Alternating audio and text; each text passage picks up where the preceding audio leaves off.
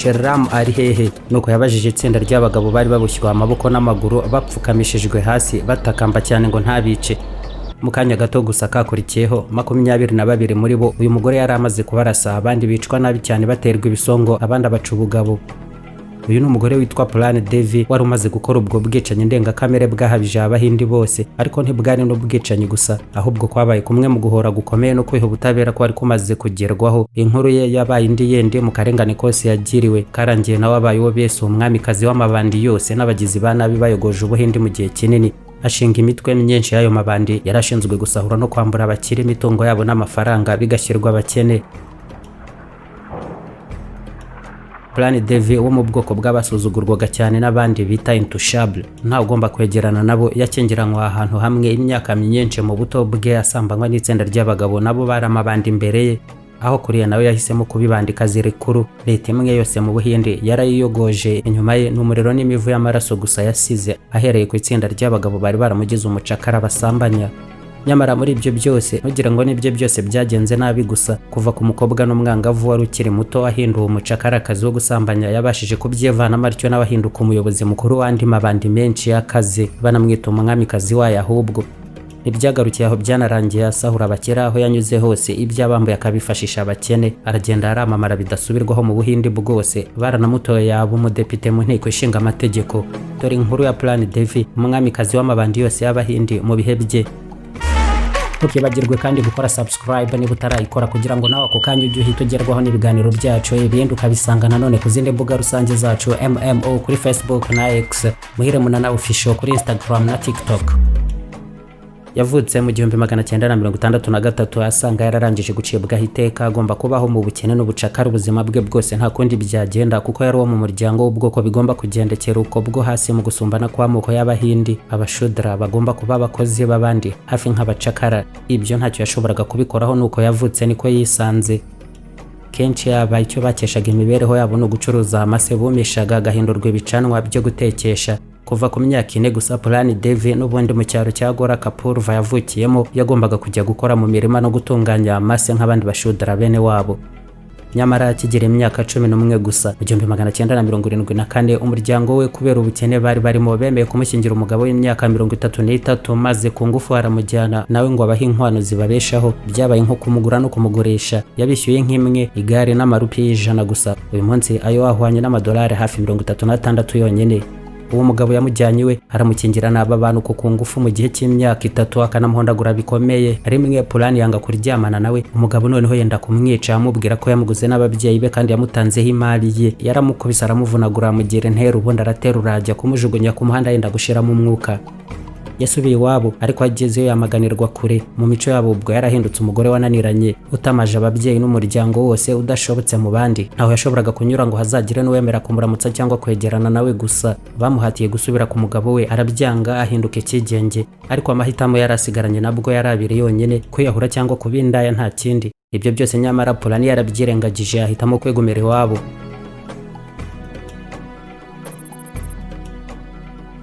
Hanyuma muri rusange n'ubundi abagore bose mu bice by'iwabo nta wakomaga, mu gihe abagabo n'abasore babafataga ku ngufu. Atangira kubakangurira bose kwirwanaho no kwihagararaho, baramwumva nabo bamera nk'abagumukanye. Abagabo n'abasore babibasiraga bose batangiye kumutinya, ahubwo nkuzanya amatwara mashya. Ariko rimwe mu 1979 umugabo w'umukire wagerageje nawe kumufata ku ngufu, kandi yari yaranambuye isamba bo mu muryango we. Phoolan yaramuhondaguye amurema inguma amusigara intere, nawe aho azanzamukiye yamuhimbiye ibyaha, avuga ko yagabye igitero ku rugo rwe akahasahura imitungo itabarika. Ahamagaza abapolisi bafunga Phoolan, atabwa muri yombi aricyo nta rubanza urwo arirwo rwose rubayeho. Nabwo bamugejeje muri gereza, kandi abo bapolisi nabo ubwabo bakajya bamusambanya ku ngufu bakanamukubita uko yageragezaga kubyanga.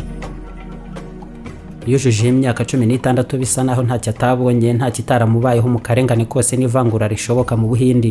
Nyamara nanone aho ibintu byose byari bigiye guhinduka, ubuzima bwe bwose bufata undi murongo. Nyuma y'amezi 3 yari amaze muri gereza, yaje kurekurwa yitwe Bandit Ruharwa, umukobwa wanze kuba umugore, kandi igihe cyose ugaba ibitero ku ngo z'abakire akabasahura ibyabo.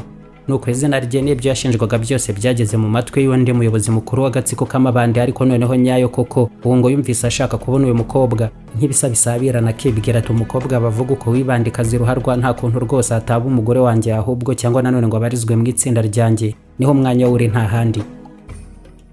uwo rimwe mu ijoro yageze iwabo mu iterabwoba ryose ati muduhe nonaha umukobwa witwa Phoolan cyangwa dutware se n'abasaza be tubice. Phoolan yahise yihutira kuva aho yari yihishe arabasanga bamujyana ubwo mu bwoba bwose, ariko nyamara icyo nicyo cyemezo cyiza yarafashe bwa mbere mu buzima bwe bwose kugeza ubwo.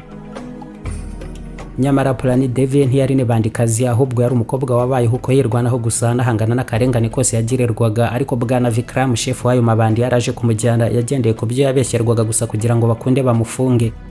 Nta gahata kariko kose, nta hohotera namba. Vikram ubwe yabengutse bikomeye Phoolan nawe aramukunda nyabyo. Kuva kuri se wamutemburaga igihe cyose, abagerageje bose kumusambanya ku ngufu bakanabigeraho, umugabo wamuguza akamugira umugore nawe ku ngufu agifite imyaka 11 gusa. Abapolisi bamusambanyaga ubuzima bwe bwose, kuri we abagabo bari nyamaswa. Umwe wenyine niwe wari uhinduye amateka ye, ibandi rikuru Vikram nawe aramukunda, ariko amwigisha ububandi iterabwoba ryose rishoboka, noneho nyabyo atari ibyo bamubeshyeraga. Amwigisha kurashisha imbunda no gupima nta guhusha, kuko umugabo we mushya noneho nawe yikonderaga Vikram yayoboraga amabandi menshi. Phoolan nk'umugore we, aho niho Buhindi bwose bwari bugiye kumumenya mu yindi sura, umwamikazi w'amabandi yose y'Abahindi.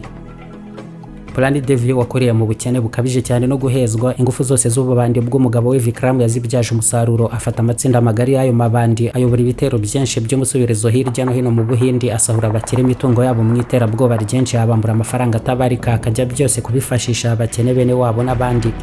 Yafashe umwanzuro noneho wo gusubira iwabo mu cyaro cya Gorakhpur, ariko kuri inshuro aherekejwe n'amabandi ruharwa nka 500 n'imbunda zabo. Mu gihe ubwo mu Buhindi bwose yaramamaze kwamamara anahigishwa uruhindu, ariko kuko bari benshi abapolisi nabo bari barageze aho, ahubwo bakorana nabo amasezerano yo kureka urugomo, bemeza bo ko ari abacuruzi gusa barindishije imbunda business zabo. Iwabo noneho yakiwe nk'umwamikazi, bitandukanye cyane n'igihe cyose cyabanje mbere yuko Vikram aza kuhamuvana. Nabwo n'inkunga n'amafaranga menshi yari yarambuye abakire yabanyanyagijemo, yacaga bunama hafi kumusoma ibirenge. Phoolan we aho yarageze mu bushorishori bw'ubuhangange bwe, yaranasezeranye n'umugabo we, bose w'amabandi Vikram barakoze ubukwe bw'agatangaza bwahuruje benshi, ariko byose nanone byari bigiye guhinduka kuri Phoolan.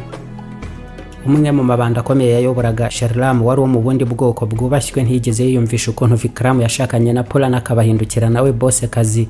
Yaragiye aragambana bikomeye, maze rimwe mu ijoro yinjira mu ihema ryabo, atera icyuma Vikram aramwica, ajyana bugwate Phoolan.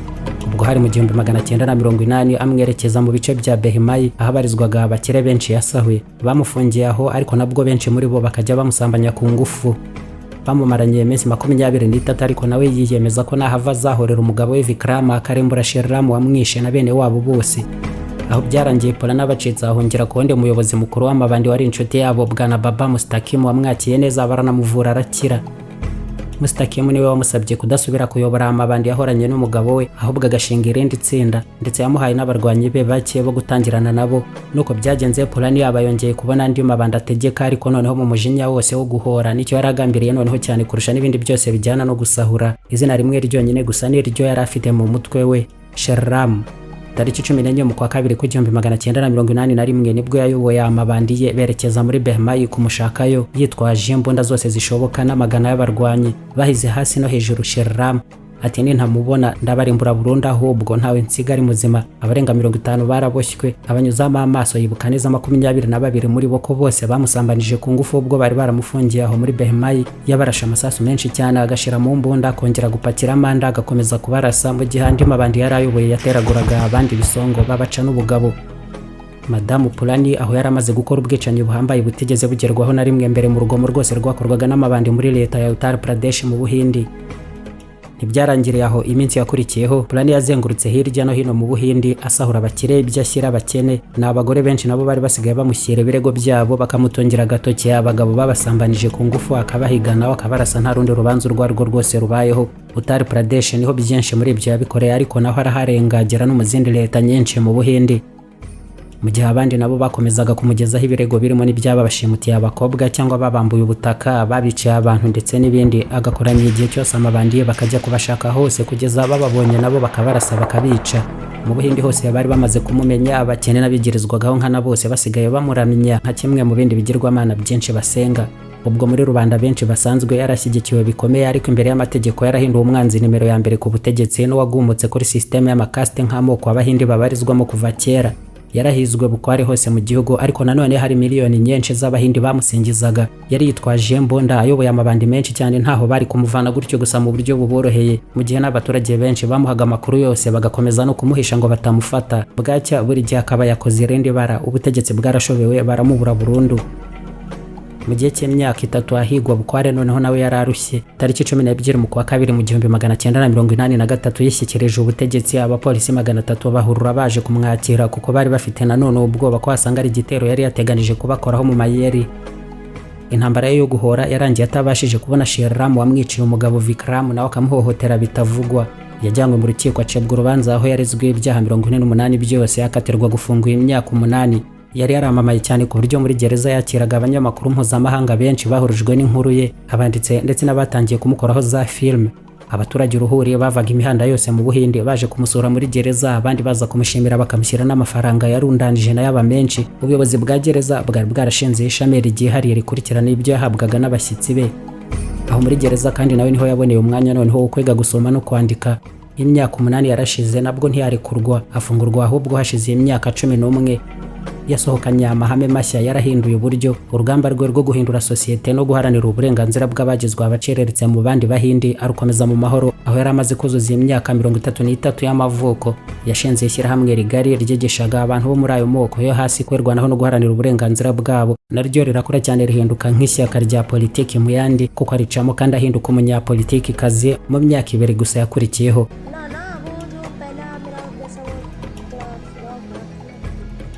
Mu 1996 yahise yiyamamariza kuba umudepite, arwanya ruswa, ihezwa n'akarengane.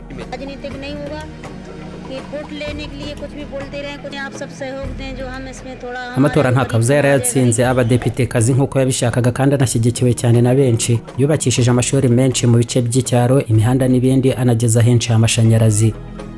Amahanga yose yatunguwe cyane n'inkuru y'uyu muhindikazi Phoolan Devi, ndetse mu 1997 ashyirwa ku rutonde rw'abahataniye igihembo cyitiriwe Nobel cy'amahoro.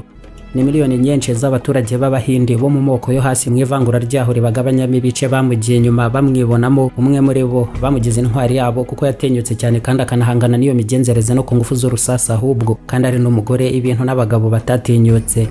Amaze kuba umudepitekazi ndetse mu mahanga ari umwe mu bazwi cyane kurusha abandi bose mu bahindi, kugeza no kuri uko kumunuganuga mu bahabwa ibihembo byitiriwe Nobel. Abandi bahindi muri ayo moko yaba asumba abandi, ibyo ntabwo bigeze babikozwa. Phoolan ntabwo ari we bumvaga agomba guhagararira ubuhindi mu byari byo byose, kubera nanone ubwinshi bw'abari bamushyigikiye no kumuvana mu nteko ishinga amategeko byarananiranye nubwo babigerageje. Mu 1998 yarongeye aratorwa, kimwe no mu mwaka wakurikiyeho kumushyigura mu nteko birananirana. Phoolan Devi ubwamamare bwaho ubwo nibwo bwakomeje kuzamuka cyane mu gihugu, mu buryo nta gitangira none abandi babonaga ashobora no kuzaba minisitiri w'intebe w'ubuhindi. Ariko tariki 25 mu kwa karindwi ku 2001 ibye nibwo byarangiye, ubwo bamutegaga ari mu modoka yakaraswa amasasu 3 mu mutwe aricwa. Phoolan Devi uwo murashe yakatiwe igifungo cya burundu, ariko nyuma y'imyaka 15 ararekurwa. Mu myaka 38 gusa yabayeho Phoolan Devi, umwamikazi w'amabandi yose y'abahindi, avuye mu bucakara bwo gusambanywa ku ngufu akiri umwangavu, agashyingirwa ku myaka 11 gusa. Ibandikazi ryahitanye umubare munini w'abandi mu guhora no kwambura abakire byabo, abisaranganya abakene, kugeza none habaye umunyapolitiki ukomeye wubashywe cyane wabo mu Buhindi no mu mahanga, akagirwa icyitegererezo ku bandi n'impirimbanyi ihambaye. Bwabaye ubuzima buto ariko bw'impera zombi, z'ibyiza bihambaye n'amabi yose ashoboka mu karengane gahambaye, byose ku muntu umwe gusa. Byari byinshi mu gihe cy'imyaka 38 gusa. Gutumiza no kohereza ibicuruzwa mu mahanga, inzira zose binyuzwamo mu ipakira n'ipakurura ku byambo n'imipaka, umusoro wa gasutamo gushyirwa mu bubiko no kuhavanwa bigezwa ku isoko. Ibyo ni ibintu bisaba imibare myinshi no gukurikiza igihe cyagenwe, amategeko yose n'amabwiriza bigenga umusoro n'impapuro zemeza ko byose ari ibintu byakozwe uko bikwiye. Iyo mibare yose rero ubushishozi kubikurikirana igihe bitwara, kongeraho n'amakosa ashobora kubikorwamo, aho ni naho uzasangana benshi umunaba ukomeye udashira bahuze cyane, abandi barushye rwose ngo imari yaheze ku mipaka na gasutamo mu bubiko n'ahandi. Nyamara Express Connect Cargo ibigufashamo, ugahugira nawe ku bindi, tukagufasha guhuza n'amabwiriza yose y'ubuziranenge, haba ko byinjizwa mu gihugu n'ibyoherezwa mu mahanga. Muri byose tukakugezaho n'ubujyanama bushingiye ku bunyamwuga bw'abakozi bacu, abafatanyabikorwa bacu n'abadeclarant b'inzobere. Express Connect Cargo igufasha kubona impapuro za gasutamo nka WH7 na TI ziherekeza umuzigo kuva uvuye ku cyambu kugera mu gihugu. IM7 impapuro za gasutamo zishyira ibintu byawe mu bubiko bugenzurwa na gasutamo igihe bigitegereje gusora ngo bigezwe ku isoko cyangwa bishakirwa n'isoko mu gihugu no mu mahanga. IM4 impapuro zikorerwe byarangije kugezwa mu bubiko bugenzurwa na gasutamo kugira ngo bisorerwe mbere yo kugezwa ku isoko, ndetse na IM5 zikorerwe byinjizwa mu gihugu abihamara igihe gito ariko kandi bigomba gusubizwa mu mahanga birimo nk'imashini n'ibinyabiziga, cyangwa IM6 impapuro za gasutamo zongera kwinjiza mu gihugu ibihavanwa mu gihe gito bijya gusanishwa cyangwa gukoreshwa mu kazi kabera mu mahanga. Ku bicuruzwa byihariye n'ibishobora kwangirekera mu ipakira n'ipakururwa tugufasha kubona DAD impapuro ziguha uburenganzira bwo kubipakururira mu rugo bitanyujijwe mu bubiko rusange bugenzurwa na gasutamo. Express Connect Cargo iguhagararira kandi mu gushaka ibi byangombwa n'impapuro zose aho amategeko yemera ko tubigukorera, byose bikakugeraho neza kandi vuba mu gihe cyagenwe. Mu kohereza ibindi mu mahanga tuguhuza na gasutamo tukagufasha no kubona impapuro zimenyekanisha ibyoherezwa mu mahanga n'igenzura bikorerwa. Express Connect Cargo dushingiye ku bunararibonye turambanye mu gutanga ubujyanama mu ishoramari cyane cyane ku barangura, abatumiza n'abohereza ibicuruzwa mu mahanga. Dukorera mu nyubako ya Chic kuri etage ya 2. Waduhamagara kuri 0788200684 cyangwa no ku murongo utishyura 3545. Inzozi Park, ihuriro ry'ibirori, ubukwe, inama, kwiyakira n'imyidagaduro. Utegura ubukwe bw'inzozi zawe, umunsi w'amavuko, inama, cyangwa se ushaka no kugira umunsi mwiza wo kwiruhukira no kwidagadura, byose ni ukuvuga icyarimwe cyangwa se mu bihe bitandukanye ahantu hamwe. Iyo uhisemo ko bibera mu Nzozi Park, bingana no kubika urwibutso rw'ibihe byiza mu bunyamwuga bwose. Dukodesha abera ubukwe, inama n'ibindi birori. Dufite kandi ubunararibonye mu kubategurira ibirori no gutakana amabengeza yose aho biri buze kubera. Inzozi Lounge ni bar na restaurant ufatiramo ibyo kunywa n'amafunguro ateguranye ubuhanga. Inzozi Park kandi tunabafasha kwakira abana mu myidagaduro n'udukino twabo mu mutekano wose. Gana Inzozi Park, ihuriro n'igicumbi nyacyo cy'ubukwe, ibirori n'inama, amacumbi n'imyidagaduro ku bana n'abakuru. Ahangaha ni ahantu hakwiriye amahitamo yawe y'icyerekezo cy'inzozi koko. Waduhamagara kuri 0782 cyangwa se 0782 Inzozi Park duherereye Kicukiro Gahanga hafi ya sitasiyo ya Merez. The Keza Hotel y'icyerekezo gikwiye amahitamo yawe yose mu gihe uteganya kwiruhukira, waba utegura inama cyangwa umwiherero, ibirori by'isabukuru ndetse n'ibindi, cyangwa nanone aho ukwiye kumenyeshereza bwa mbere umukunzi shehe wawe ko wanzuye kumusaba ko yakubera umufasha, ndetse n'ibindi birori byose waba uteganya gukora no gukoresha. The Keza Hotel munsi y'amafu n'amahumbezi yose y'umujyi wa Kigali, inyuma y'umurenge wa Kimironko, tubakira n'ituze n'urugwiro. Ibyumba by'amabengeza bigari bihagije haba ku muryango wose cyangwa abakunzi mu kwezi kwa buki n'abashakanye.